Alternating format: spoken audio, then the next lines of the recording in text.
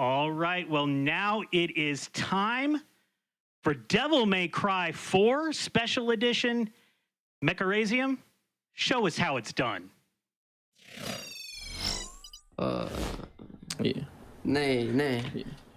Okay, hello guys, you might know me, but I probably know you. And welcome to the game that nearly, well, broke my hands, called Devil May Cry 4 Special Edition.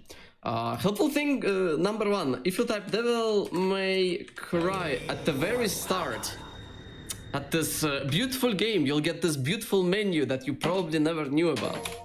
So, I'm gonna be running a category called Nero Dante Normal, which is the default difficulty of this game, and other cool stuff about this game, and well, something like that. So, first of all, we have this beautiful thing called Turbo. So what Turbo does, it increases the speed of our game by 20%, and it's pretty good. So the second thing is that, well, you know, God gamers and runners should be running on a proper gaming device. Peripherals. Not this. Yeah, we use this. This is the real God gamer device. Keyboards for life. So, because this run is pretty complicated on, let's say, on the concentration and all that stuff, I asked a couple of people to help me with the commentary. So, please, my minions, help me introduce ourselves. Ladies and gentlemen. I'm Brian Otto. I've never ran this game before. I was invited here to hang out with these fine folks, so happy to be here. And my name is VashTSB. It's an absolute pleasure to be here to bring you through one of my favorite games of all time. I'm a Style community member and a streamer. My name is DECosmic, and I speedrun and stream the entire Devil May Cry series, and I am happy to be here as well, because this is also one of my favorite games of all time. So, without further ado, I suppose, Mecha, let's get into it. Vash, you want to start us off, lead us in? For us to actually start the run. So this game is going to be a little bit. All right, so this game is going to be a little bit different from the usual fare we're used to seeing on GDQ. This is not a game about collecting coins. It's not a game about running and jumping. It's not a game about, I mean, it is kind of a game about bouncing off people's heads. No. You see this game, it's action. We are in there. This guy's got a big sword, cool right arm. We're here to throw hands. So much in the same way that we just got done with Resident Evil 3, trying to optimize our way through linear levels and trying to deal with unique enemy encounters, a lot of those same principles carry over to DMC4. And here we see Mecha sporting a beautiful little skin here, brandishing that GDQ logo here for everybody out there. And, you know, right away, this is a tutorial fight that we're watching Mecha just beat. And really, that's really what we're going to be seeing here is a lot of forced encounters. And most of this game is about optimizing these fights. And Cosmic, would you mind telling me a little bit about what optimizing in this case means? So a lot of this run, in order to get the optimal orb routes or the optimal currency routes, you have to take no damage on the first like 5 or so missions. So it was really good that we got no damage on that fight, because in this game, this was new to the Devil May Cry series, was a currency called Proud Souls, which is used to purchase exclusively abilities, and the red orbs from the earlier games are used to purchase items. So when you get a no damage bonus, you get more Proud Souls, and like a lot more Proud Souls than you normally would. So you're able to buy a lot of things that you otherwise would not. So here we're going to be grabbing speed. He grabbed speed, which allows him to just run faster through the levels, and he grabbed an ability called Charge Shot, which powers up Nero's gun, allowing it to do more damage. Nero operates on 3 different tools. Basically, he has his grab, has unique animations for all the demons in the game. He has his sword, the Red Queen, which has a motorcycle engine on it, and it operates on a mechanic called Exceed, where if you hit a button at the same time as you're swinging the sword, within like a 7 or 8 frame time window, and you have to do this every time you swing the sword, it'll power it up, make it faster, and it can also empower your abilities too when you do it. And he has his double barrel revolver called the Blue Rose. Does a lot of damage, especially when you charge it up. Yeah, so for a lot of these early engagements, you're going to be getting a lot of new abilities very quickly. You're going to be unlocking things from the shop. When we change characters later in the run, which we'll see, you're going to get new abilities and new weapons from bosses. So your most optimal way of approaching individual demons and individual encounters is going to evolve, for lack of a better term.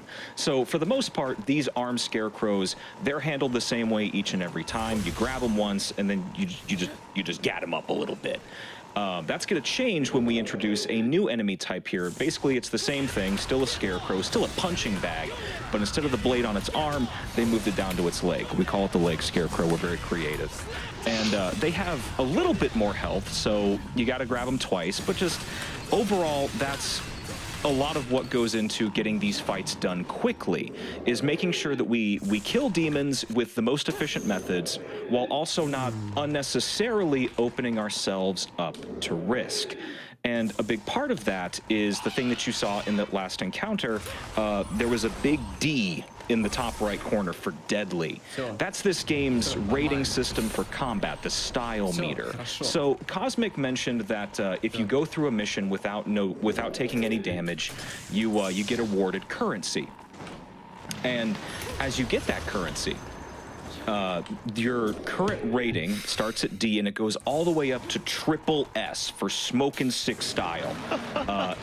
It's going to increase the amount of points you get per attack, and it's grading you constantly. So right now, we're going to see that in full effect with our first boss fight. This is Burial. This is a really good demonstration of this mechanic, because this is a demon that can actually take quite a bit of punishment. So what we want to see is, first off, we want to disperse these flames on Burial so we can get a few extra hits in and then eventually grab him, which he just did. But all of these moves, the variety that Mecha's using, that's what increases the style meter. It's paying attention to, are you being repetitious with your actions? Are you doing a lot of damage? Are you doing damage to multiple demons? Are you evading attacks with a tight timing? All these things are feeding into our total economy, which, as you're going to see, can pay off into some pretty powerful character builds very early on. Mecha's very happy that he got that fight without taking any damage. We had some dicey ones in practice, but you know, this is we're absolutely out here. This is a mechanic that's present. I mean, at least in DMC5, right? Absolutely. Okay. Okay. Hold on. I will message him. Yep, that's fine.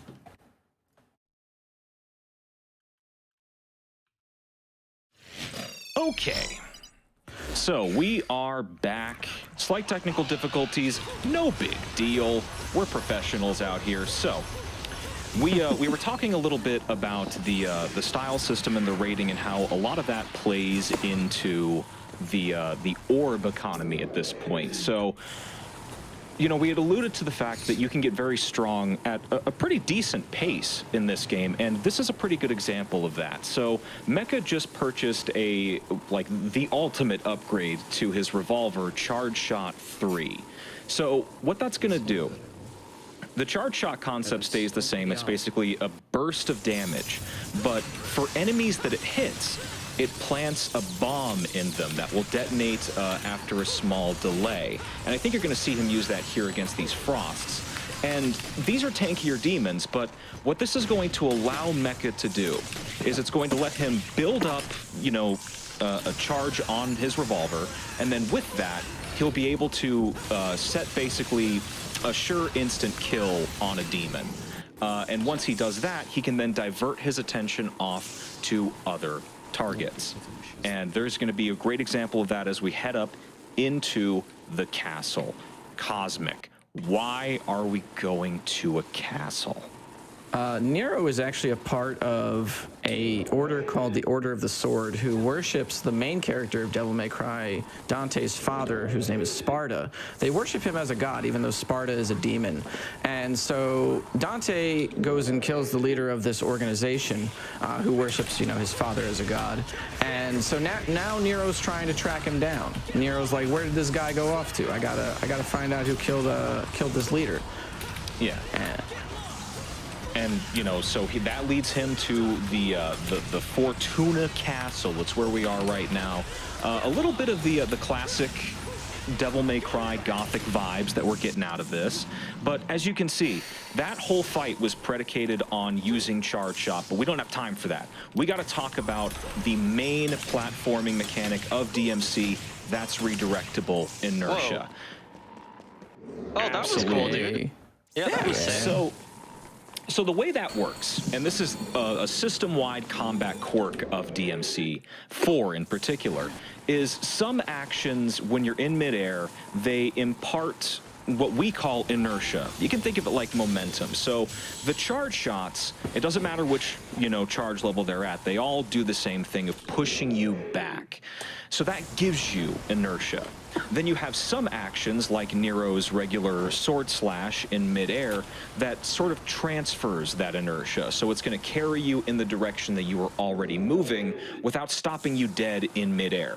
So with that, we're able to elongate some movement tricks, things like that, to carry us over large gaps. And we're going to see the evolution of this throughout Nero's segment, culminating in a big skip later on. But for now, we're about to head off to a small encounter, but on the way, he's going to pick up a holy water, Cosmic. I thought items were for losers. What does a holy water do? The holy water creates a damaging area of effect around the character. I believe it covers just entire rooms. It's been a mainstay of the series for Devil May Cry all the way through this game. The reboot and Devil May Cry 5 dropped this item pretty much entirely.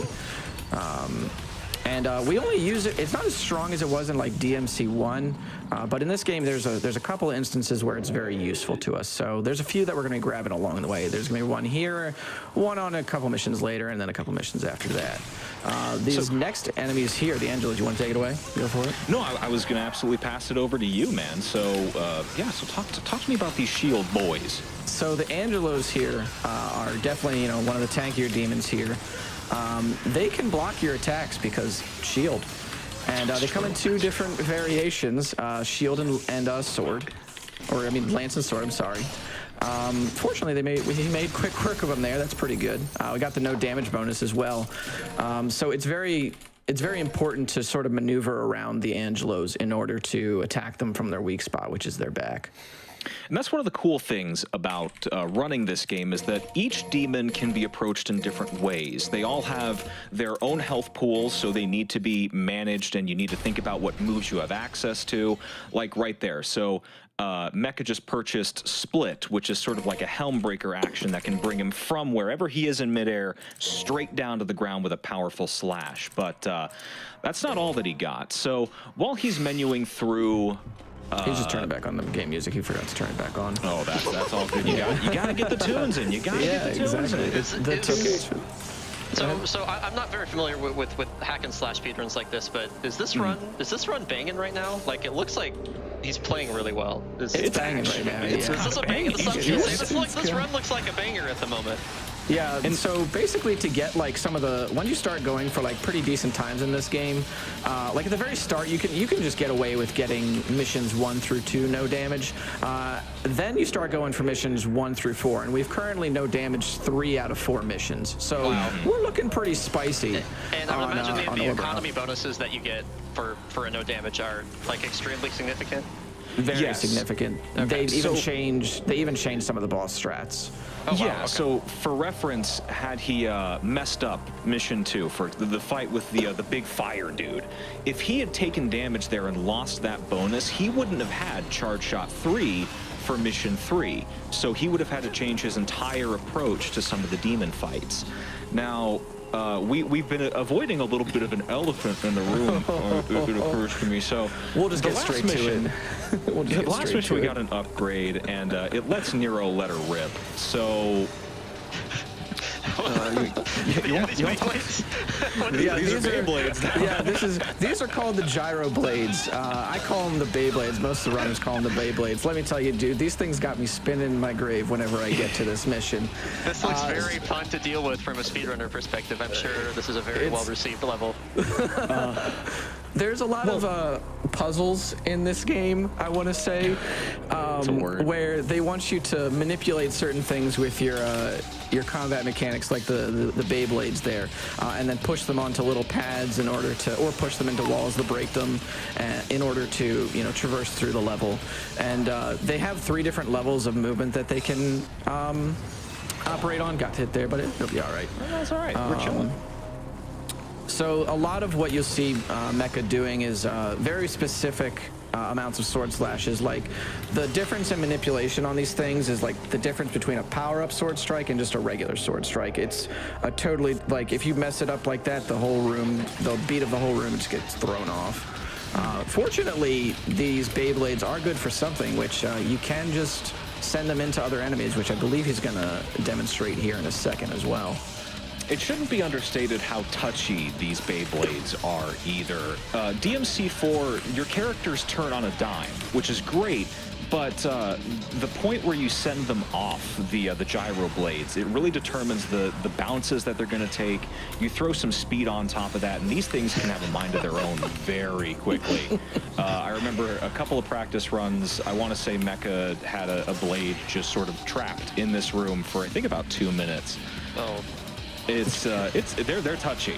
You really have to be careful with, you know, even the minor direction of where you're facing. But if you can master that, you can get through this segment, very technical, and we can move on to our next boss fight. Absolutely. So, Cosmic. What am I looking at here? This is a giant frog that's coming out the woodwork right now. His name is Bael. For some reason, of all the things that that Bael is based on, it's a 3-headed monster that has like a head of a human, a head of a frog, and a head of a lion. They chose to emphasize the frog aspect in this game. It has a bunch of random patterns that it can do. This boss is a really big, along with Burial, those are the 2 bosses that will really gatekeep your runs during the early game. You see him here just like trying to lay down the punishment with charge shots and a lot of those spinning sword strikes called roulette spin. Got through that pretty okay using the grab as well. Wasn't like an optimal pattern by any means, and we're not going to get like the best currency route here since he did get hit, but you know, overall 3 out of 4 for the first 4 missions is pretty good still. So right now we're going to have to see how that impacts Mecha's purchase decisions here. Yeah, how critical is this to the overall economy of the run? I wouldn't call it at this point like critical because there's still a couple of places that he can make it up. There's plenty of backups that he knows as well. He's well versed enough in this game. He's ran it for long enough that I don't think it's going to make too much of a difference for him. I'm sure he's got some tricks up his sleeve, but in terms of like doing like the quote-unquote optimal route, we're throwing off a slight bit here because what he wants to do is he wants to work up to buying a move called Showdown, which is something that we'll get into later for fighting a boss called Credo, which makes that fight pretty risky but also very, very fast. For the rest of the game, though, I think he should be almost secure in the general game plan. So those demons that we just saw, the flying enemies, those are the Mephistos, and really the only trick to them is that they have a shielding around them that means that they take reduced damage and they don't take hit stun. So you have to break them out of their shield in order to get them to be damaged, but once you get them out, they're arguably even weaker than some of the scarecrows. And with that fight, we can now activate these little boost pads. Trust me, Mecha makes it look easy. These things, for a newer player, the direction and angle of where they launch you off in can be a little awkward to work with. But this fight and the resultant should be a little more manageable. So I think that would be a good time to read some donations if you could. Absolutely. We have $75 from Pixelbeat. Says, hello from the DMC Speedrun Discord. good luck on the God Must Die boss showcase because I know the incentive just got met. Have fun with that. Yeah, there is, by the way, a speedrun Discord for these games if you are interested in speedrunning them. Myself and a lot of the other runners, there's some tutorials that are especially being worked on for this game, but we'll be more than happy to help any new runners that are interested in this game get started. We got time for another one? Yeah, I think we got time for another one. Yeah. Sky Viren donates $100. Yes. Go Mecha go! Running this game will always be one of my favorite memories. Mecha was a huge part of those runs, and he was always there in the community cheering on all the runners and helping us figure out routing. He also works like a demon himself to crush whatever runs he happens to be working on. He deserves all his success. Go Mecha go! Absolutely. Actually, if I can piggyback off that real quick, I was so when Mecha asked me to be on the couch, I figured I'll do a little bit of research of what's going on, and I was looking at the leaderboards, and Mecha has the world record for this game by like a little bit. It's like 5 minutes. Like, yeah. can you tell me more about that? That was like extremely significant. So after Sky Viren left the community to, do personal stuff or whatever, Mecha ran this game by himself for a year. And the current world record that he has, he worked on that time for 2.5 years. And myself and Loner Hero did not come along until, like I said, like a year after he had just been in isolation grinding out this game. And he's got it grinded down pretty much to the frames. There were times when I was learning the game and I said, "Yay, man, I'm having trouble saving some time on this mission." He goes, "Well, you can save 77 frames on this fight by manipulating this death animation." The guy he really knows his stuff when it comes to this run. Let me tell you. That's awesome, dude. So speaking of dice game, yeah, I was gonna say, speaking of knowing things, so this was a part that a lot of players who played through 4 casually thought was completely random, and it kind of makes sense that you would think that, but it's actually consistent. The dice game can be manipulated by hitting the die based on the number at the top, and it flows in a linear sequence, which you can just learn and practice if any of you are interested. Long story short for this is that you want to hit white circles and yellow circles because yellow ones move you to the yellow circles that they're touching. White ones waste no time. Red and blue, if you hit those, you either fight enemies or you get rewards. That wastes time. And speaking of time, I just checked the clock. It's time for a boss fight. The only problem is, where's the boss? Cosmic, am I missing something? well, no, I mean, maybe, but the boss is that giant window over there. You see that guy dancing on the TV as well? That's the guy that's hiding behind the window, gloating about his master plans of science. His name is Oh, you're Agnes. not joking. He's actually fighting a window. Yeah, Yes. he's literally just fighting a window. Yeah. Reminder, you fight, DMC4. DMC4 is the best game ever made. Reminder. there's a lot of different demons you fight in this game as bosses.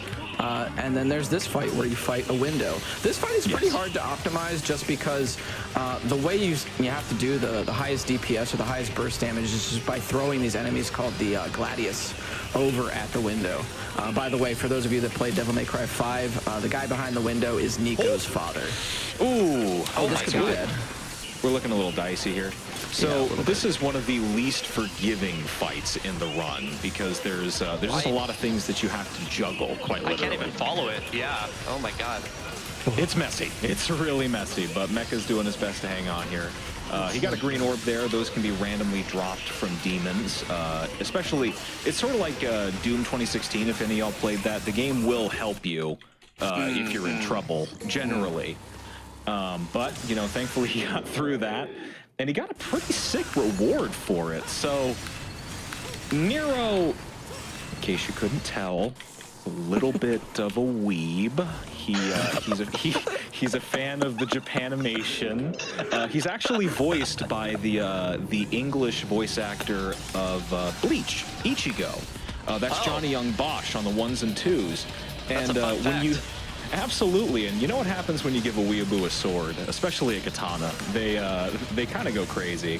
So that boss fight, for as terrible as it was, gave us access to Nero's Devil Trigger. So, spoiler warning, Nero is part demon, in case you couldn't tell by the glowing arm. And he can use that power to enter a powered-up state, Devil Trigger. We'll see it in demons, like the ones you're fighting a little later on for the showcase, but for the player characters, as far as Nero's concerned, when he presses his Devil Trigger, it's like a separate button. First off, he enters a powered-up state where he gets a stand. It's behind him, you know, you see this blue thing, it's this blue spirit. It holds the Katana, and it swings, but it swings with a slight delay behind Nero, so you increase your DPS with that. But also, when you activate it for pretty much, I want to say 95% of Nero's attacks, it'll actually cancel you out of whatever you're doing. And when he holds his hand up to the sky, that little pose he does, he's invulnerable for that whole animation, and it has a chance, well, like depending on where demons are around him, it'll knock them away. So that's another way that we can better keep ourselves safe when we're in these more hectic fights. We can also use it as a safe maneuver against bosses. It's one of the ways that we can help guarantee that we get, if not a no damage bonus, we at least keep our style meter rating as high as possible for as long as possible. Exactly. And we're going to actually be moving into the next biome of this game, which is the forest area. But we do have time for a donation or two. All right. Well, Comrade Nix donated $10 saying, donating for the controller toss. PC hype? You got another one. And then we've got a hype train going on. Solomon with $5 for the hype train. Cypherpunk, $5. All aboard. Chugga chugga choo choo. And Salvo246, $5. You want a $5 hype train? You got it. Choo choo. Amen. So moving into the forest, go ahead, Vesh. Yep. I was going to say, you know, we're talking about biomes like it's Minecraft, and you know, in every biome there's new enemies to deal with. There's new life forms that you gotta be considerate of. The forest is not fun. So I was wondering where you were going with that. the forest is going to introduce two very annoying concepts, one for Nero, one for Dante. So the one for Nero is the Chimera seeds. They're on their own, you know, you can see them down there on the floor. They're these little, you know, these little weak, scrawny boys. You know, you don't really have to deal with them, not that much of a... Yeah, they're just there. They're just chilling. Yeah. And it actually, if Nero grabs one straight up on its own, he just rips it in half. They're complete fodder. Was that a skip, by the way? I'm sorry. That looked... It was a movement technique, but it wasn't a skip by any means. I only play movement games, so I see like any little bit. It's hard for me to follow the hack and slash, but I see any little bit of movement, and like my smooth brain goes, "Oh!" Sorry, these things happen. So the thing to know about the chimeras is that they can attach themselves to scarecrows and to the little lizard enemies that we're going to meet later, the assaults. The thing that's worth noting about them is that once they attach, they gain, I think, a little bit more health. Oh wait, no, I want to see him hit this skip. He's a little low. Oh my god, I forgot he had air hike. I almost had a heart attack. So that right there skips probably like a minute, or it's like 30 seconds to a minute of platforming and like a whole fight with the Mephistos and stuff. That we used the move that he bought called Caliber. It's the air dash with the sword that Nero does. And that move is really, really good for movement and really good for gap closing. It's also, it does a substantial amount of damage if you can actually get off one of the powered up versions of it. But for the most part, this is one of the most wide open encounters the game actually has. Really what Mecha gets to make the most use of out of here is that sort of off-target utility that Charge Shot 3 provides, where he can be across the map, see a target, lock onto it, shoot it, and just focus on what's more immediately available. It's those little optimizations that keep him moving through these more, I guess, fodder-dense fights at a brisk pace. Why are the gyros back? Oh, they ran out of ideas. It's the last gyro in the game, fortunately. I'm telling you, dude, the Beyblades, they hate you. They just don't like you. Real quick, I noticed you guys were talking about the devil trigger. Is that represented by the meter below the health bar? Is that what that is? Yes, correct. Okay. Yes, okay, cool. Good eye, Brio. Absolutely. So this next boss, called Echidna, not to be confused with Knuckles from the Sonic block earlier. She has 4 different forms, and we only want to see 2 of them. One where she's kind of in her base form floating around, and then there's a form where she gets uprooted, and we can sort of wail on her while she's doing that. If she doesn't cooperate, she'll go into her dragon form, which is just no bueno. Fortunately, we're going to get the uprooted pattern here, and then Mecha's just going to be planting some shard shots on her, activating those JoJo references, and just going to town. Absolutely. Take a look. It's the Weed Whacker, everybody. We're just ripping her apart right now. Oh, look, listen to that mash. Listen to that mash, bro. Hey. He wasn't lying when he said this game almost broke his hands. Devil May Cry actually has quite a colored history when it comes to hand pains. That's more a thing that you notice for style community players, but it also can affect, anybody that plays. Speedrunners aren't exempt. I actually can't count people who haven't at one point or another reported like tendonitis or something playing these games. What's the what do the input sequences roughly look like in these fight scenes? Is it like what's the APM? Like I guess we can kind of hear it, but well, so for reference, the way this game works is you have like your basic sword slashes. That's just one button, right? Yeah. But think about something like the streak, the gap closer that you see Mecha do all the time.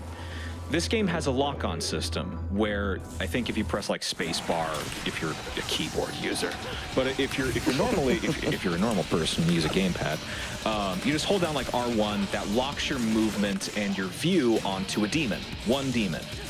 All of your movement buttons or inputs then become directional inputs. So when he does a streak like he just did there, that's holding lock on forward in the direction relative to where he's facing, and then melee. You get some things like Caliber, for example, the air dash that we talked about. That's back to forward plus melee in the air. These are all for single actions.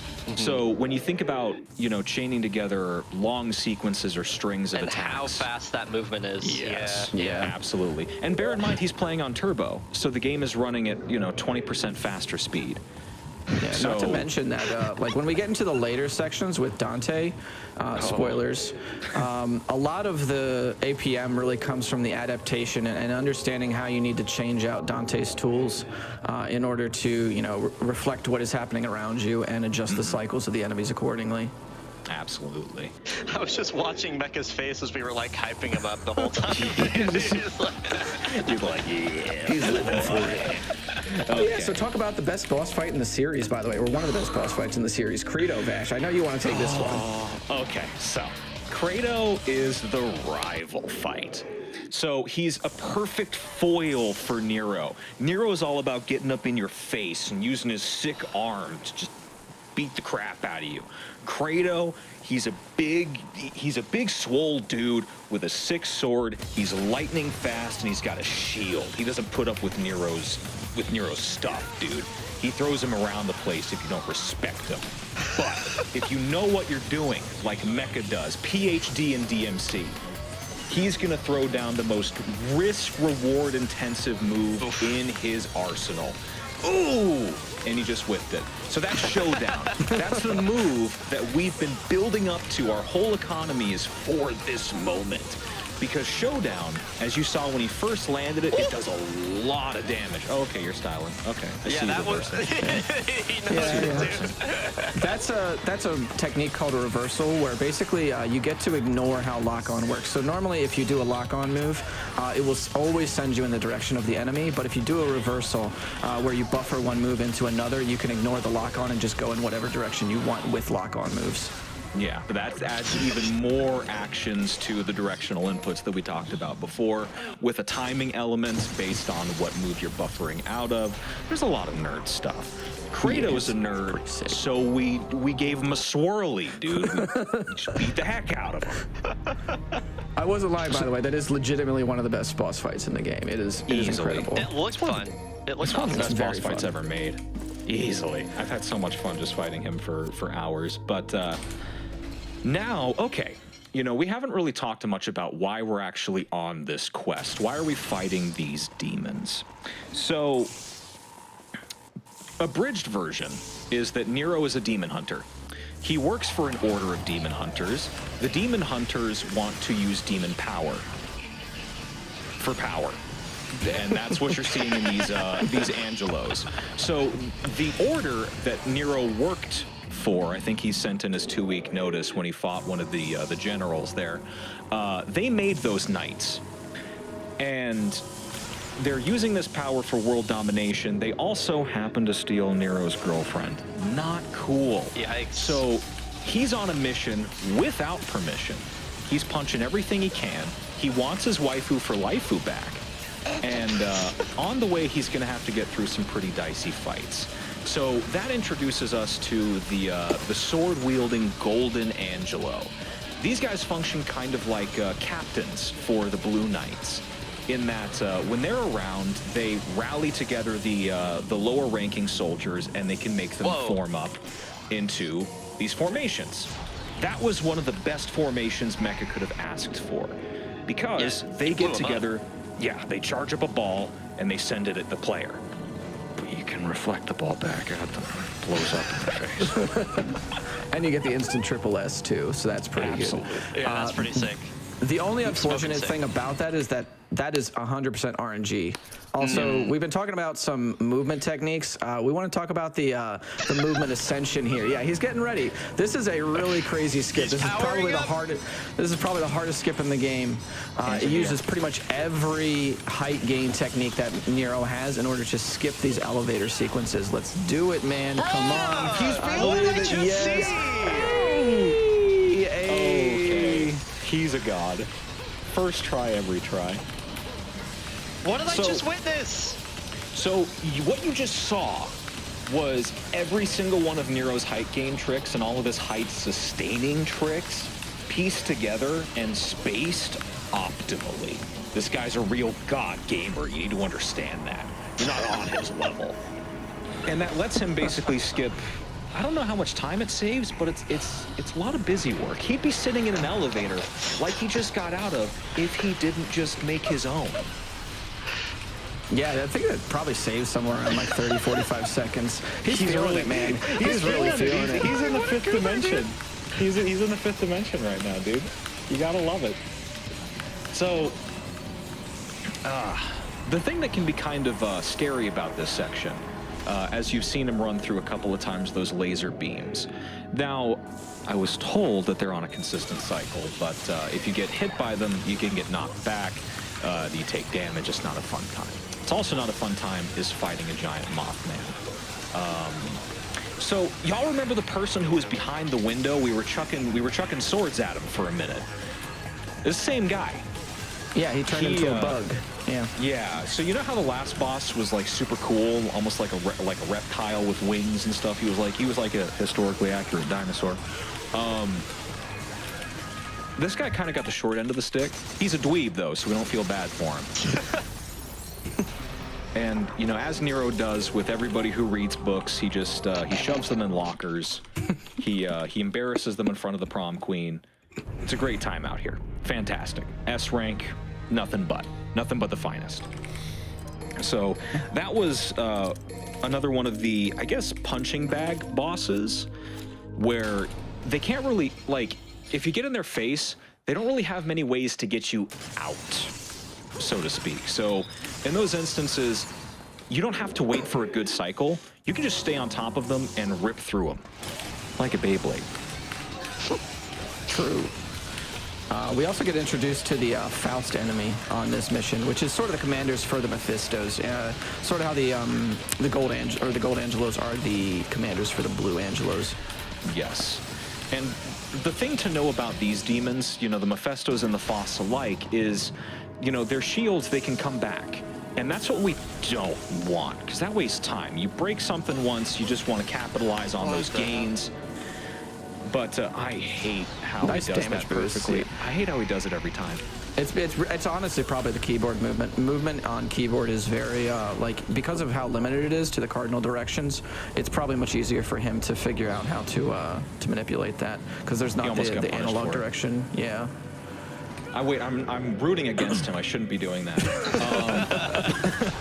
So we went on that whole track to open up a path that was previously blocked to us. So now we got to do something that we're going to do a couple times throughout the rest of the game, where we got to backtrack a little bit. More on that later. But there's another skip coming up here too. Yeah, there is. After we go through this hallway full of lasers, RE4 style, except we have a cool sword and Leon doesn't have a cool sword. So we automatically are just so much cooler. We're going to skip this entire blade room here, or the blender. There's a force fight down below, and we're just not going to do it. We're just going to head on into the boss fight. Oh boy, this is he's okay. This makes me uncomfortable. He's in the ninja blender. You love to see it, dude. Did he just dab? He did just dab. He did it. He did it for Mother Russia. I'm on the first flight to Russia. I'm gonna beat him up, dude. All right. We're gonna fight Dante again, by the way, coming up here. There is gonna be the first use of the holy water on these Alto Angelos. Nero has a bit of a rough time dealing with them. You know, when they're just by their lonesome because he can't get the ball. But now we're gonna go into another Dante fight. The run back with the red coat man. Yes, this poor old man. He's also sporting a nice coat. I guess. So this fight is pretty similar to the tutorial boss. When we first met him, the game was supposed to teach us the controls, but we turned that off. Dante had like 5 HP for that fight. Really, what you want to do is you just want to get him. You just want to get him in your hand, dude. Dude, this looks awesome. Exactly. Yeah. This is one of the best fights, again, easily, because you're dealing with something that's moving at your pace. Yeah, and as you actually unlock more weapons for Dante, like in later playthroughs, that boss fight evolves to include those weapons as well, I should note. Yeah. So it's a really well designed fight. This game is beautiful. Okay. This is actually the last level with Nero for a while before we change over to Dante. We're actually going to be fighting the resurrected leader of the Order of the Sword. Because now Nero understands what's really going on. I believe that Dante actually just gives him the lowdown during that cutscene. There's also a big skip right here, too. This skips a whole big fight. Yes, Boom. sir. That was cool. Here. Yep. Yes, sir. Yes, sir. So, yeah, long story short, we're gonna go. We're working our way up to fight the Pope. There's basically we're climbing up. That's the whole point of this mission. So, I think we have a little bit of time for some donations. Indeed. All right, well, Warrior of Mars donates $50. This donation is 100% for the absolutely top-notch commentary during this Devil May Cry 4 run. You guys are spectacular. Keep it up. Thank you. Appreciate it. And then we also have David Pittman donates $200, a haiku. Devil May Cry 4, run by Mekarazium. This is the good stuff. I just want to say real quick, the haiku is like the best GDQ meme. It beats the crap out of Honker Orb. I'm just saying. I concur. I concur. I think we got time for another one because this is just another Angelo fight. Yeah. All right. Contrary donates $20. Love this community and love this game. Glad to have a great community willing to show this game off. Keep up the good work, Mecha and Couch. So I actually have one quick question for you, Cosmic. We saw the first appearance of the beloved holy water. Why don't we just use that for every fight? Because they cost red orbs, and those are expensive. I mean, it's sort of like how you know, you want to buy those things in bulk, but you don't. When you buy like a 24-pack of water, you don't just drink it all on the same day, dude. You space it out so you get your money's worth. Absolutely. So speaking of money's worth, this guy's been cashed in his 401k. We're here fighting the Pope, everybody. This is the leader of the Order of the Sword's Church. He's evil, and you know what Nero does to evil old people. Dove City. Nothing but the finest. Get in there, buddy. Absolutely. Demonstrated fantastically. Oh. clean. Take him to the laundromat. It doesn't look like the Pope is even putting up a fight right now. I'm not gonna lie, dude. No. Well, that's what happens when you don't let him play. He doesn't want to play. So the thing about that fight that you need to be aware of, hold on, statue's gonna come alive, get out of here. You'll love to see it. The thing about this fight that can be annoying is that the Pope can fly. And when the Pope flies, you have to try really hard to get on top of him. Dante can teleport, Nero has to rely on his grab to get on top of him. And as you know, the Pope keeps backdashing through the air infinitely. It can really get out of hand and quick. So quick, in fact, that Nero gets abducted by the Pope. Now, who's left to save him but the last old man he punched? It's time for the Dante segment. Dante is 100% the walking Swiss Army knife. Yes. We can change his fighting style at will. We can change his multiple weapons that he can use. He just busts out, you know, the racks of tools, and he's just like, let's get this job done. Let's get this bread. Exactly. Let's obtain this grain. And so we're rooting for the gluten. So we're going to be buying a bunch of stuff for him. We're going to be upgrading a bunch of his weapons. We're going to be upgrading his Devil Trigger, because he has Devil Trigger as well. And he's also going to be buying a couple of Holy Waters here as well to sort of round out the inventory. So to bring y'all up to speed on what we talk about by the walking arsenal. So yes, you can change your sword eventually when he gets new ones. You can swap his guns right now. That's independent of swapping swords and those fighting styles that Mecha brought up, or that Cosmic brought up. So that's all controlled normally if you're a normal person who plays this game on a gamepad like it's meant to be played. On the D-pad, independent of like your stick for directional input movement, up on the D-pad is Trickster. That gives you more mobility. On the right is Swordmaster. I think you get the idea of what that does. Gunslinger. It's basically Swordmaster, but for guns. On the bottom, which we're going to see Mecha hopefully demonstrate, I can see him taking big, deep breaths right now, is Royal Guard. Royal Guard is the defensive style. And that lets him block incoming attacks. It lets him, if he times a counterattack as an attack is incoming, he gets a big burst forward that does a lot of burst damage to demons. But right now, immediately, we can see that Dante fights demons a lot differently than Nero does. If Nero was fighting those ghosts, he would have just, you know, gripped their shields away and then he would have taken them to Suplex City or something sick like that. Dante, on the other hand, has to use his tools, his very straightforward tools, to wear down his demons naturally. And oh, he's doing it. He's going to the lasers. What? Live on GDQ. What? So that is a move called the Royal Release. It's the parry, basically, of this game, or the counterattack. And when you do it perfectly like that, you launch yourself forward. And he was able to do it through that laser hallway. So very good stuff. Yeah, I think is it still 3 frames in this game for that, Vash? I think it's 3 frames for that trick. I honestly couldn't tell you. Well, in DMC3 it's 3 frames, so we're gonna go on that. So it's like he did like back to back to back 3 frames there, 3 frame releases, yeah. Oh, he got the formation again. Look at that. Yes, he did. Oh, it's time for the run, boys. You love to see it. You love to see it. Mecha Pug? He does have a Pog emote, yes. So something to note that's a little bit different about the way Dante reflects those versus the way Nero does. Nero can just shoot them with a charge shot and the orb will be reflected. Dante, on the other hand, he can shoot them with his guns. They're not going to go back. He has to slash at it with his sword, which has a bit of startup to it. So Mecha has to be a little bit more careful when he tries to abuse that trick. Obviously, he didn't mess up there. Again, professional God gamer. Absolutely. You know by the keyboard, as he demonstrated earlier. Chef's kiss. Mwah. So now we're going to be going pretty much back through a lot of the same areas that Nero originally traversed. A little bit of background on why the game's level design is like this is that the developers received the same budget to make this game as they did for DMC3.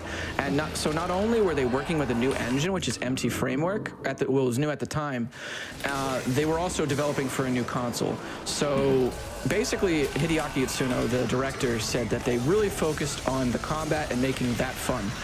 And he said that's pretty much just why you're forced to go back through a lot of these levels as Dante, because they really just didn't have the money for it. Ooh.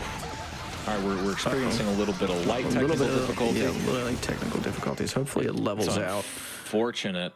He's really been getting throttled. Yep. Yep. It's unfortunate. I think he's aware of it.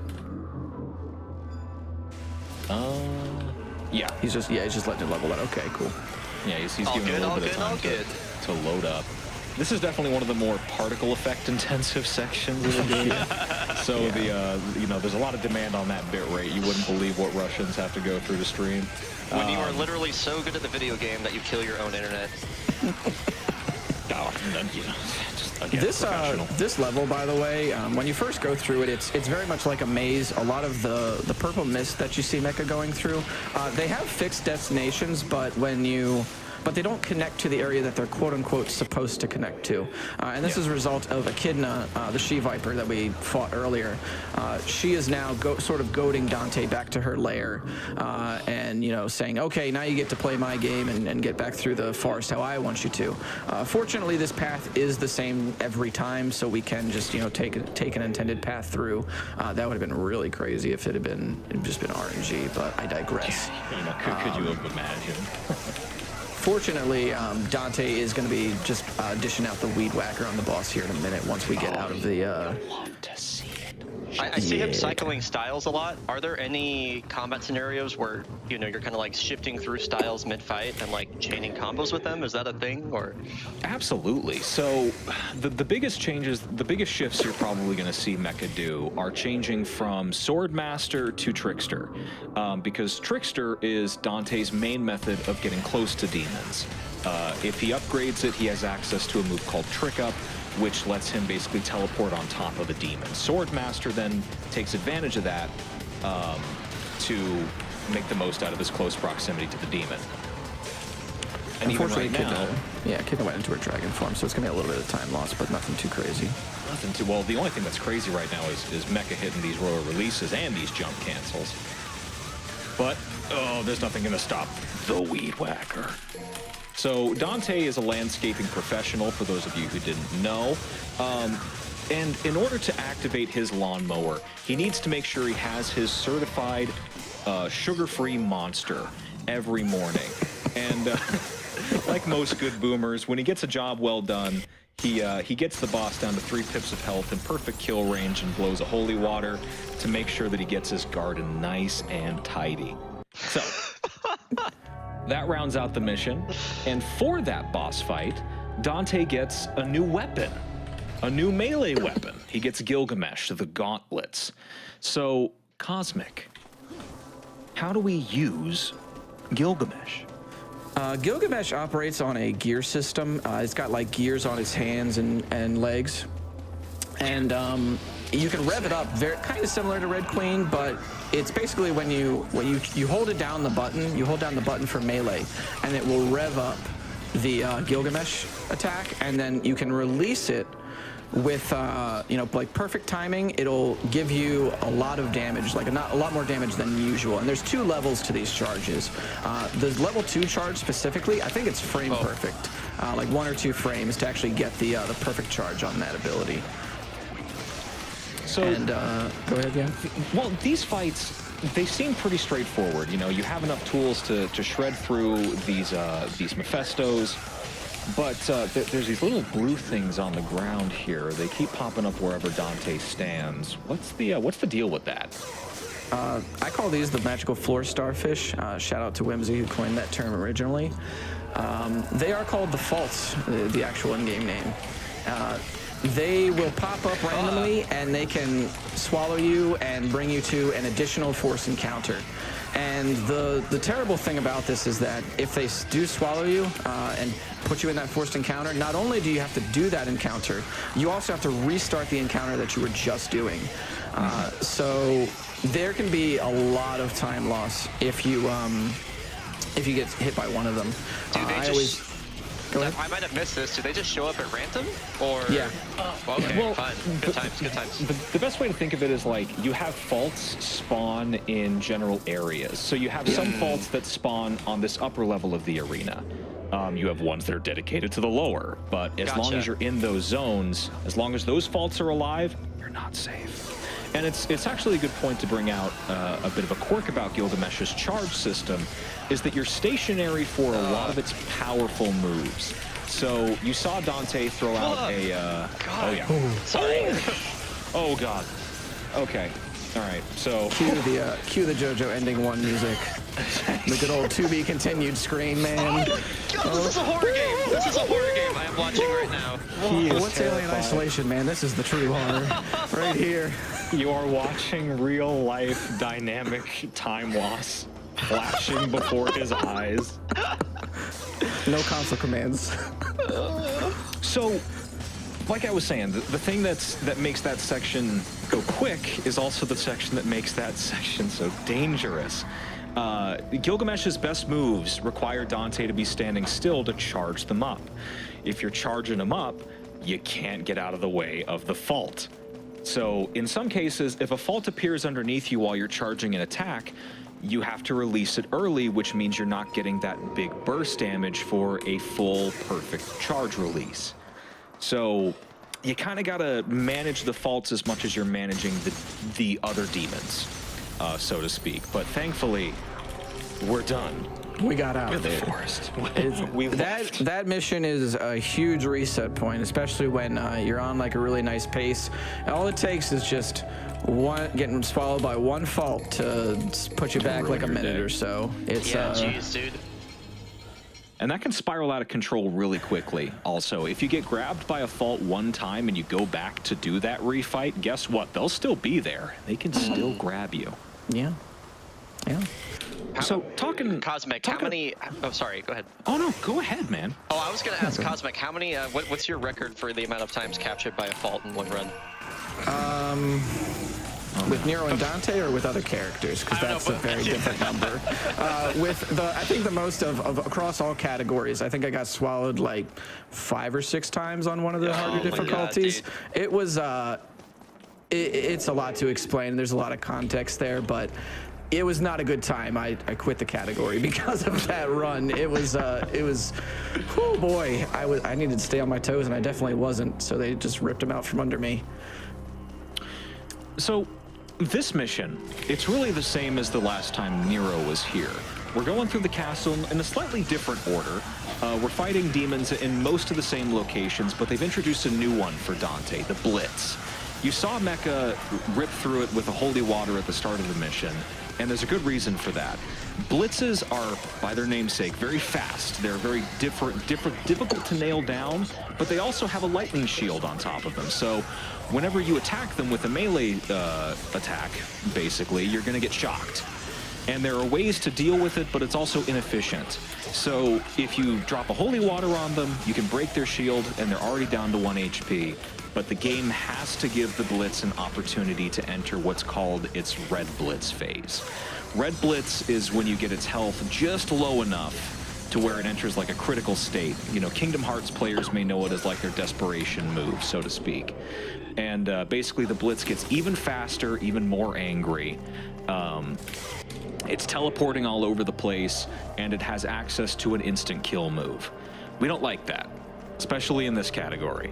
So, although holy waters are rare and they are an absolute commodity, they are worth blowing on these demons. 100%, 100%. This is kind of just a, sort of a standard fight again with the, I need to talk about distortion, yeah. Yes, I was gonna say. So distortion is a, I guess, exploit in this game that we use where Dante and Virgil too. Ooh, that was unfortunate. Basically, this game uses separate models for both their human form and their demon form, and there's a state where those models overlap.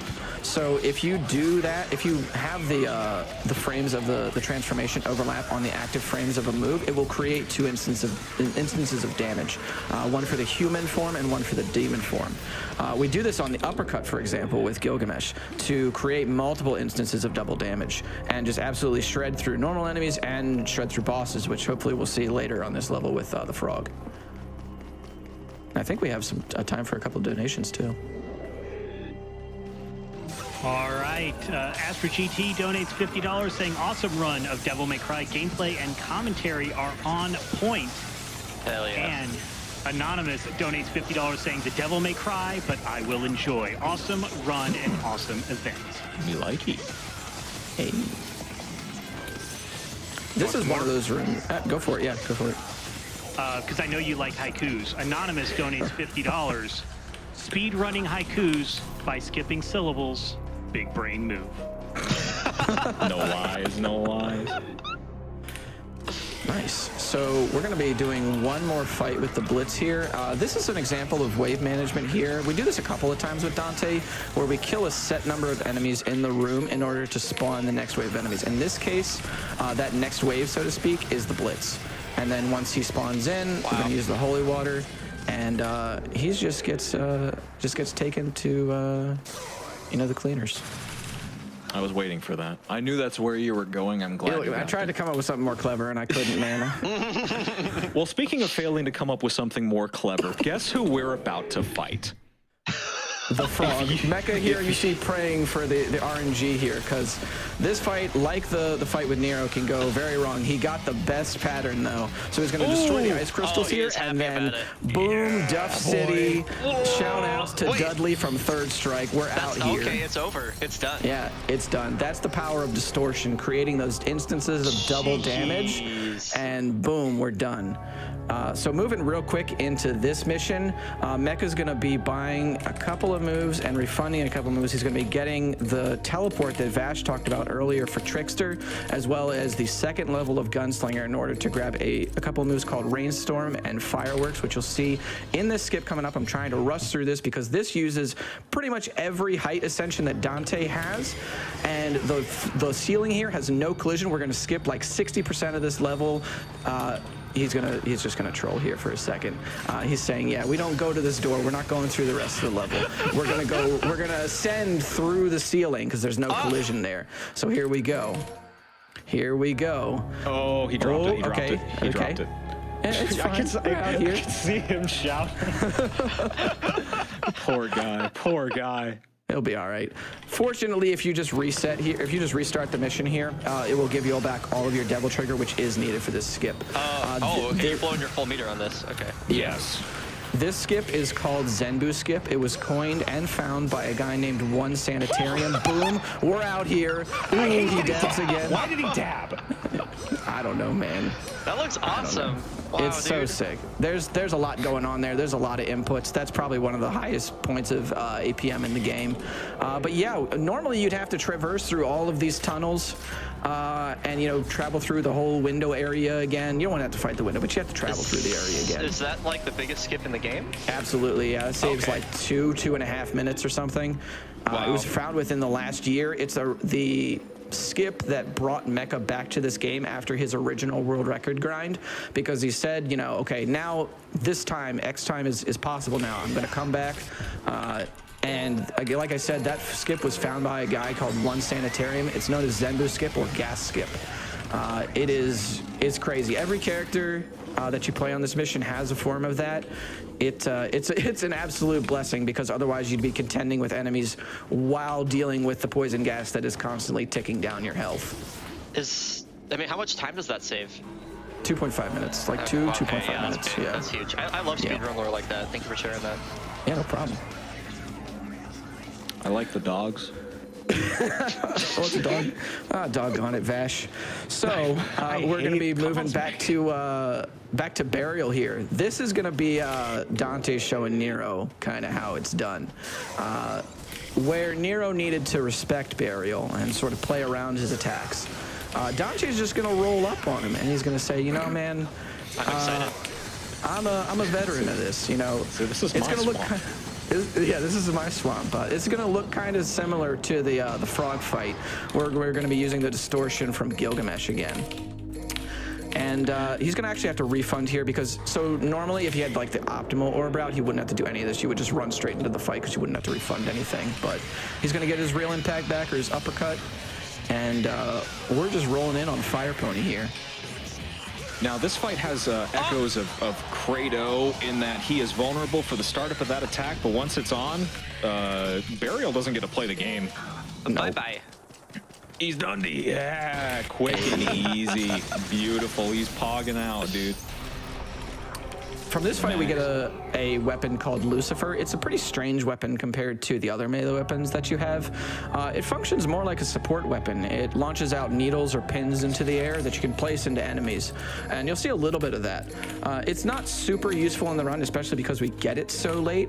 But we also got a very useful weapon called Pandora. And Pandora, you'll see a little bit of. It's a suitcase that unfolds into a bunch of different forms. We only see like 4 of them, I think. The ones that we really care about are the rocket launcher and the laser cannon, which we'll see a little bit later on. Now, we've come full circle. We are back at the start of the game. There's not really a whole lot of new content that's past this. We're gonna take a little bit of a different route through the main city to get back to the cathedral where we started the game. That's what we're aiming for, because at this point, you know, Nero's been captured and they stole his weeaboo power. You know, they took away his katana. The katana is pretty powerful, I'm not gonna lie to you, dude. I think it's got like the whole series of One Piece in there. It even has the chapters of Bleach that they weren't allowed to write. So, you know, of course the Order wants it for the statue. It's going to make it super strong. He's going to be able to open a portal to Comic-Con and to the after-night parties, all that good stuff. God, so Dante needs that back for obvious reasons. So we're on our way there, and on the way, we get ourselves into one of the, I guess, the more... It's a pretty just tight room, yeah. Yeah, it's just this looks a little claustrophobic, dude. A little bit, so, yeah. The thing that can go wrong here, and thankfully I haven't seen it really go wrong yet, is we've talked about the ghosts, the Mephistos. If you know, they lose their shield and they start to fall like normal demons. They're able to fly outside of the arena. And if things go wrong and they fall outside of the arena while they're losing their shield, they immediately get it back. And there's a chance that they may not fly back into damaging range for a little while. It's not a glitch, it's a mechanic, but it's not a very fun one. It's not a very fast one either. And right now we're about to get into a street brawl. I was just going to ask you to explain to me what we're going to be doing for wave management here at Cosmic. We're going to be killing 4 of the scarecrows on this mission, and that spawns a couple of additional scarecrows and allows Mecha to use the holy water on this wave, which is then going to spawn in the dog enemies. Hopefully he's going to go for, I don't know what strat he's going to use for the dogs here, because they're a little bit finicky with how far apart they're spaced. So here comes the spawns for the second wave, and boom, holy water's going. And here we are. He's going to use, the ground pound with... That was cool. Boom, okay. Nice, yeah. A little bit of damage, nice crowd control. The thing about Dante's double trigger that makes it different from Nero's is that whereas Nero is invulnerable on activation, Dante has basically super armor while he's in his double trigger. So he still takes damage, he loses health, but he's not going to flinch. So he's able to keep that charge attack up throughout the duration while he's just, you know, getting bullied. But speaking of bullying, this is really the utility of Pandora for normal enemies. It chucks out a lot of small bullets really quickly, lets him rip through the shields of the Mephistos at lightning speed, and he's going to use that here on the Faust, which then opens it up. How do you forget about the minigun? It's mostly a recent addition to the run. A lot of us were using the charge shots from the shotgun or the pistols in order to take out these cloaks. Oh, really? Using Pandora DT there is, I think, at least a more recent addition. Maybe within the last few months, I would say. I think he's contemplating what fight or what strategy he's going to use here for Agnes.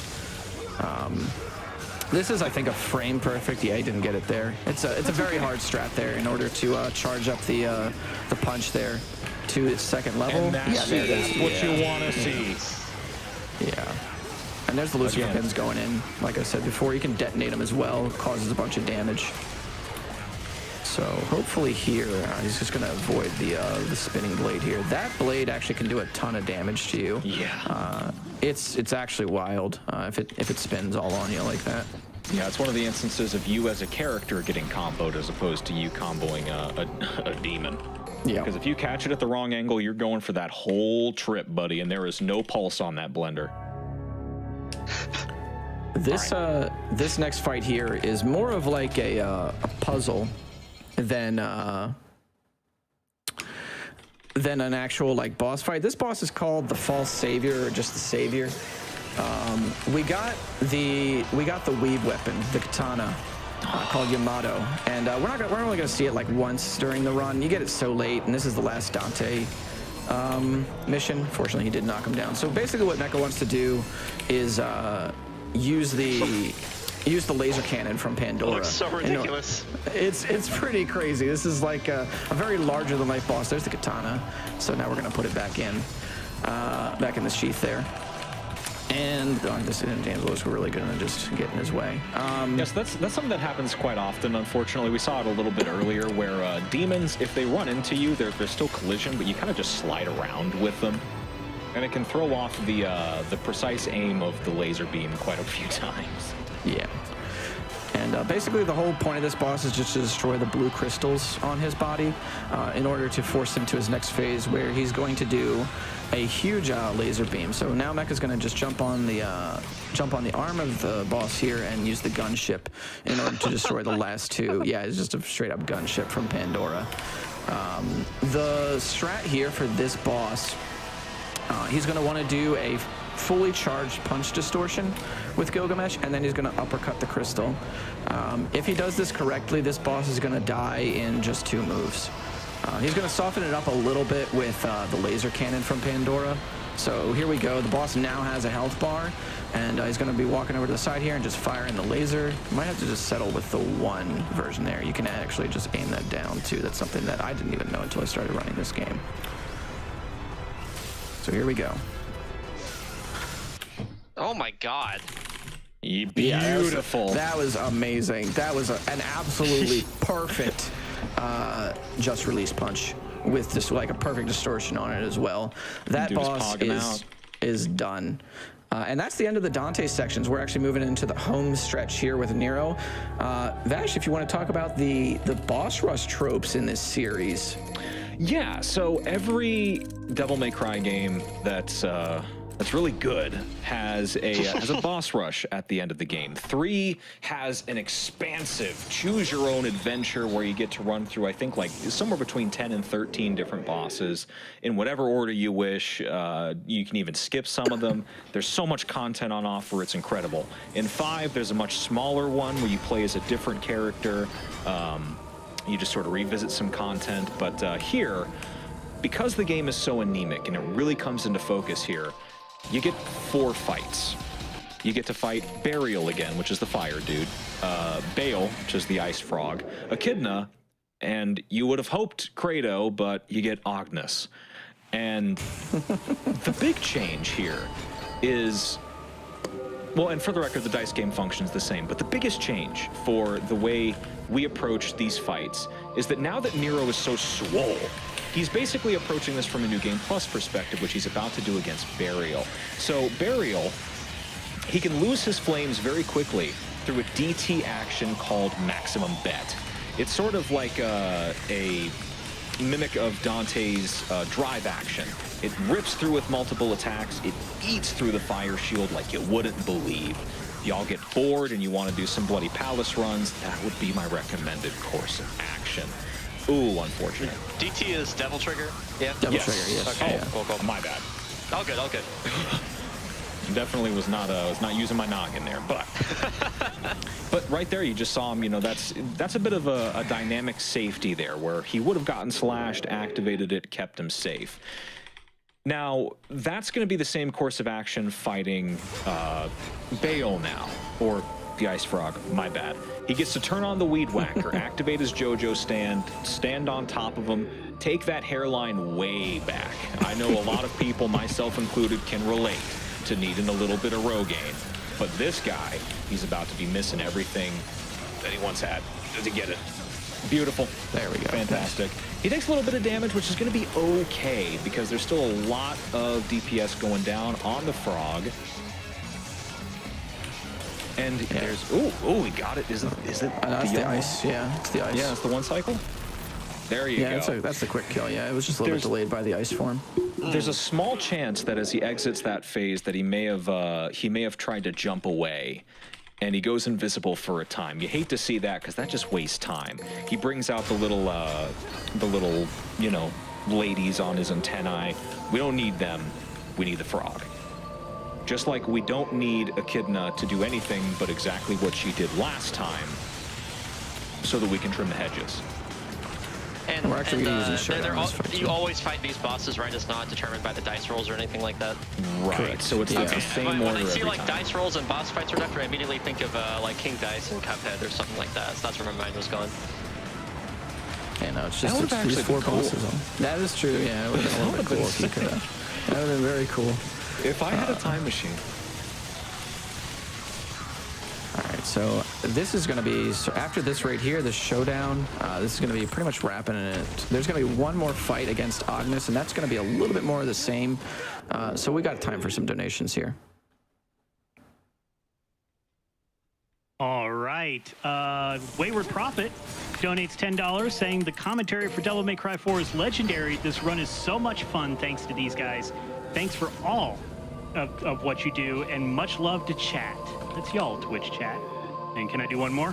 Yeah, go for it. Yes, sir. Clumsy Ninja Bulls donates $50, saying Devil May Cry is my all-time favorite series, and hearing it narrated by this couch is making me laugh so hard that I'm crying. Great couch, great runner, and remember to punch old men. Oh no. There was something I read in the chat that said something like, "I'm learning so much about this run, but also tearing up laughing at the same time." And I was like, yeah, it's pretty apt for how this is going.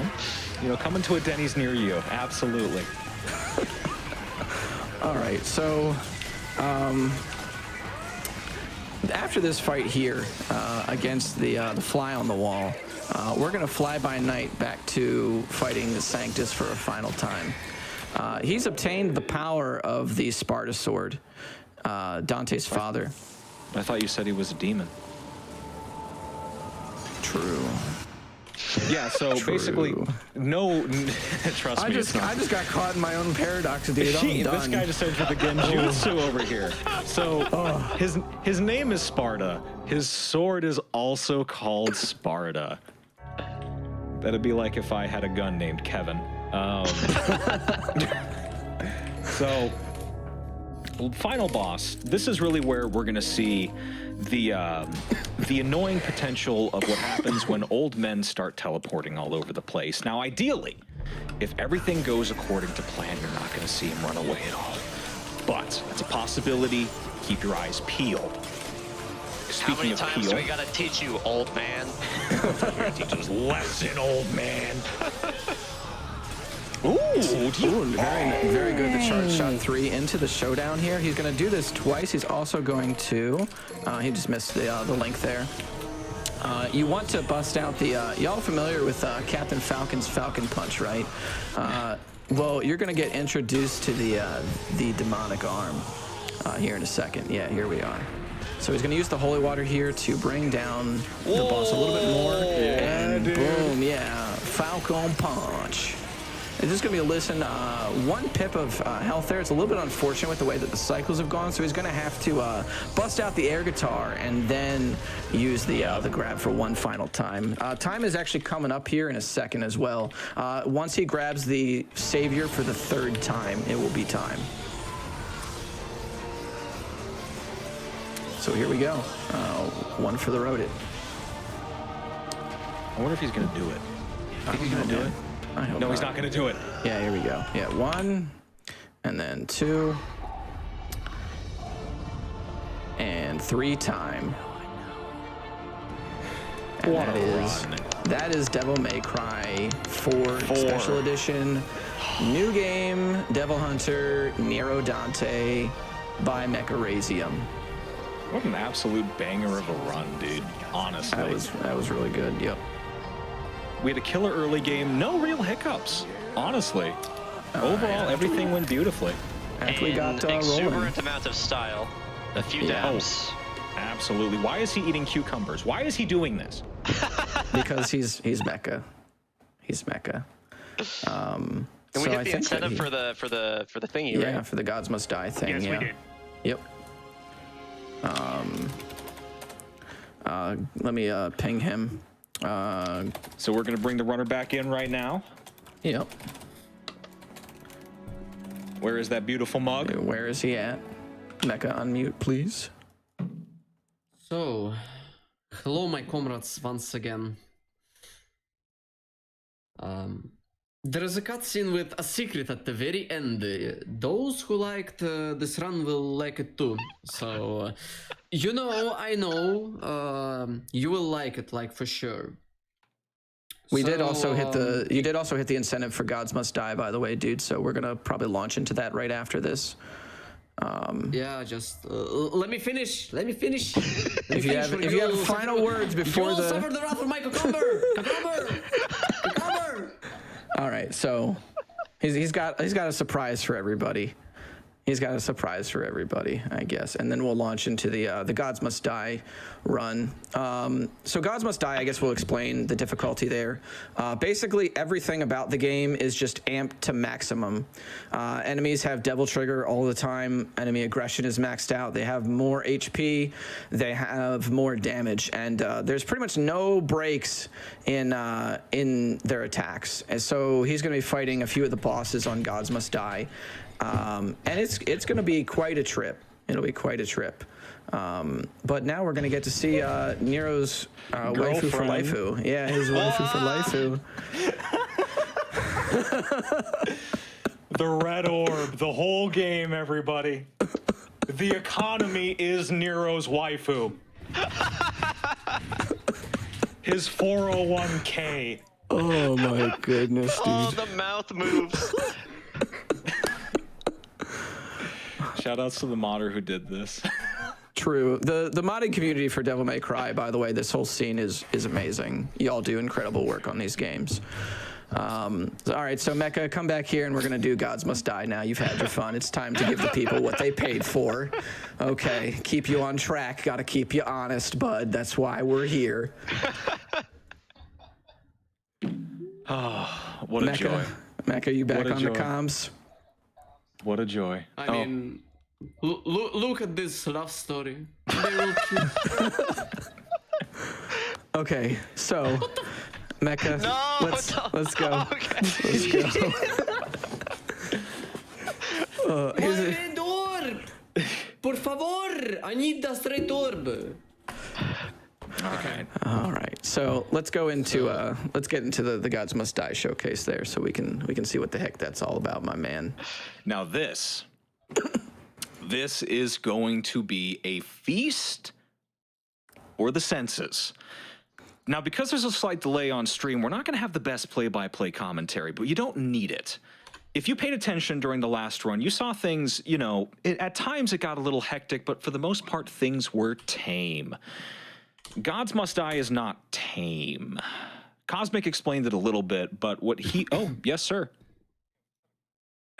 He's just rebooting the game. Yes, he has to reboot the game in order to get it on. He's got to bring up his New Game Plus file, and then he'll be good to go. Yeah. Yep. It's Not a shame not a big deal.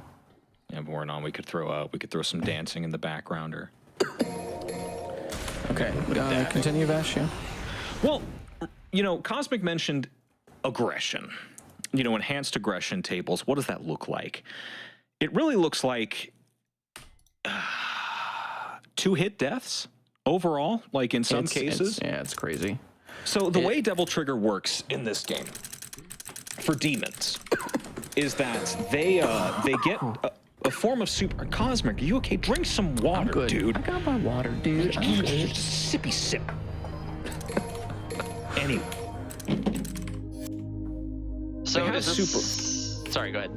Yep. I'm actually curious as to what he's doing here.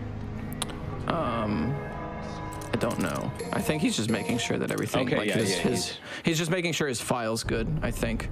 So as a prelude for what you're about to see, I think he's going to turn on an instant kill flag. Basically, Gods Must Die difficulty is not accessible through the base game. It has, it is a mode that had to be turned on through some debug mode options, for lack of a better term. I think it was a scrapped difficulty, if I'm not mistaken. As far as I know, yeah, it is. And you'll see why considered in a like too second. unfair. Yeah, so he's going to be just activating an instant kill here to get through some of the less interesting fights on Gods Must Die, and I believe he's going to do Credo and Dante, the Credo and Dante fights. So, here we go. What you're about to see is something that stumps even the best. So just so I understand, this is like a hidden difficulty considered too difficult for even like the best of gamers. So, Yeah. so Well, we're about to see him. Okay, okay. Yeah. Yeah. Long story short. It's hard. This could go very, very badly, very quickly. Okay. I'm not kidding when I say He's eating his cucumbers.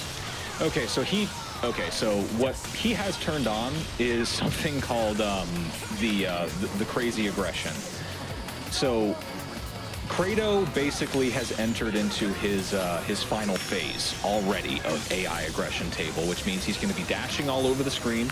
He's going to be calling a lot of daggers. He's going to be overwhelming you with tons of projectiles to deal with. He's going to be chucking a ton of spears at you. He's going to be very hard to lock down. Here And it even goes, when even when you do lock him down, because Devil Trigger is active now. Is he taunting? Yes. Yeah, he is. You got to. Hey, man. Of course. This is not a game for D ranks. This is a game for legendary cucumber-eating god gamers like Mekarazium. He grows his own. This is as close as we're going to get to grassroots movements here. He's grown his own food. He's playing on an illegitimate control system. You just call keyboard illegitimate? What? Oh, absolutely. Yeah. Oh, okay. I wanted to make sure I heard that right. See, ooh, look at the damage. Notice that was one mistake. You don't get many of those. You do not get many of those. And the thing is, wow, that's, I forgot about how. Why would you do that, Mecha? I hate Mecha. Wow. Yeah, that's what you get. So, the big resources to be considerate of here. Charge shots are a big deal on normal difficulties. Here, it takes a fully charged charge shot just to make a noticeable dent in their health. The main thing to keep in mind is that Devil Trigger is a resource that is pulled so heavily in this fight. You use it to keep yourself safe in pinch situations when you put yourself in a bad spot. You use those iframes for that. You can use it sometimes to cancel out of an action to make yourself safe or to increase damage. You can use it, obviously, for its increased DPS. You can use it to use those special actions like Showdown and Max Bet. And you also use it to regain health. Yes. I think he's just one hit away now. Well, he's two. He's about two. I think he's trying to contemplate what he's got to do. I think he's contemplating if he turned on stuff that made the game unfair. Too unfair. I think that was what the people paid for. So I don't think he intended to turn on the aggression mod. But he's in. He's in now. He's having a fun time. He's gaming, dude. This difficulty, by the way, really just emphasizes like how moving and solving problems using your kit instead of like just with like normal movement techniques. Like you see a lot of the way that Mecha's moving is through the kit and through their special abilities, in addition to activating Devil Trigger. And that is absolutely one of the pinnacles of like high-level DMC combat, is moving through like the special abilities and moving through your kit. You know what? I'm not going to let Mecha sit on that. I'm going to call him lucky. He absolutely did deserve to get swiped there. That's a real rush feeling right it, there. dude. Yeah, he's feeling punching it. his desk. It's like I'm actually in a CS:GO lobby. I love it. Wow. Okay. He's almost got him. But He shook the finger. Don't. I think he's in. I shouldn't have said that. Commentator's curse. I've ended it. Yeah, I've ended it. Yeah, probably. Please. That's how it always goes. Yeah. Ooh. See, just one small thing. I think he's out of instant kill range. I think so. Yeah. I told you. I'm sorry. Nice. I wasn't panicking. You're panicking. Oh, God. Please kill it. Please. It's like a spider in a room. It won't stop moving. Please, God. Please. Oh, nice. I can't. He's giving me a heart he attack. did it. Okay, he got it. He got it. Nice. Excellent. Blessed be everybody. No. What? Commentator's curse. Cosmic, we did that to him. We killed Mecha. It's true. Oh, what a heartbreaker. Oh. I'm gonna die. Well then. That $7 grand was certainly worth the years off my life that I just lost, dude. Jeez. So now we're gonna see the Dante fight, I believe. I can tell And by the this look in is his eye he wants the run back. I really hope not, because we really don't have the time for that. So Let me ping him. yep. Yep. Yeah, no problem. Always. You know what? Yep. I see you. Yep. I am on this couch. Wow. No, Mecca. We need to get his attention. Quick, someone rain a cucumber on top of him.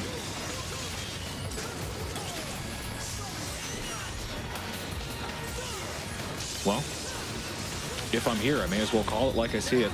If he dies again, I'm gonna fly to Russia. And I'm gonna bully him. We're trying to get his attention, yeah. Does anybody have, what number do you dial for Russia? Unfortunately, I don't have his phone number now. I'm trying to, let me ping him like in his DMs. Well, okay, I'll tell you right now, he's definitely not making his way through this attempt. Yeah. I really hope that I can get his attention, yeah.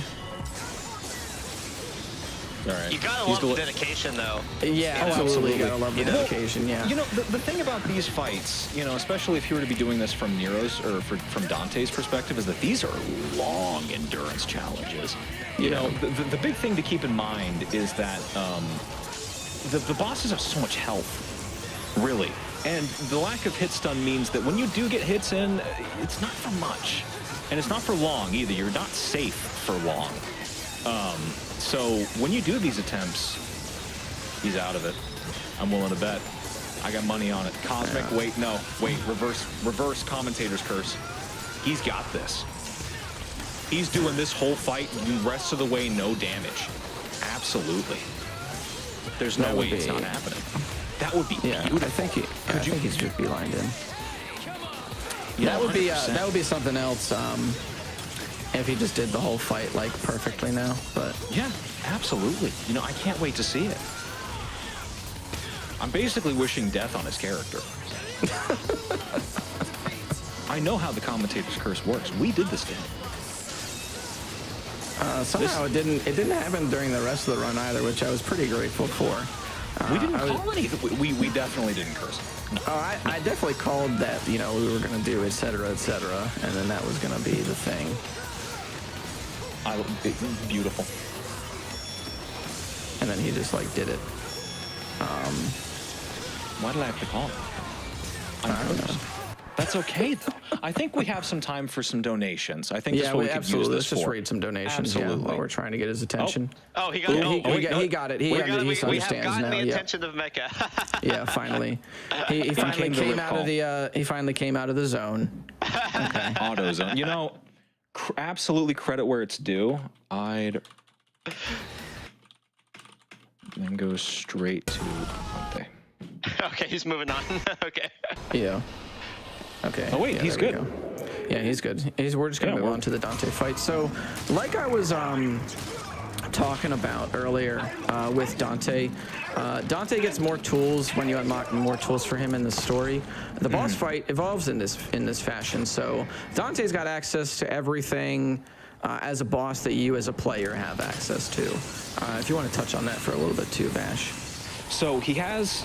The thing about GMD is that enemies have access to Devil Trigger, but Dante's boss fight on DMD, Dante Must Die, the regular fight, it never does. But on GMD, the thing that you really get is the ultimate Dante fighting experience, because when you get this guy down to a low enough health pool, oh god, we're not going to talk about how he cheats. We're going to talk about how he cheats. Basically, at the end of this fight, Dante is going to enter his own Devil Trigger. It's his normal one, but he's going to regen health. He's going to have access to his DT'd moves. It's going to get very dangerous in here. And so I mentioned cheating. Simply put, to the best of my knowledge, through the hundreds of hours I've spent grinding this on GMD, Dante reads your inputs. Simply put. Okay. And the thing about him being a player character is that his actions are... You just saw his life flash before that poor boy's eye. This looks awesome. Like, this is a really spectacle. good. Yeah. So Dante can enter his defensive stance, Royal Guard, at any time. That means he has access to Royal Release.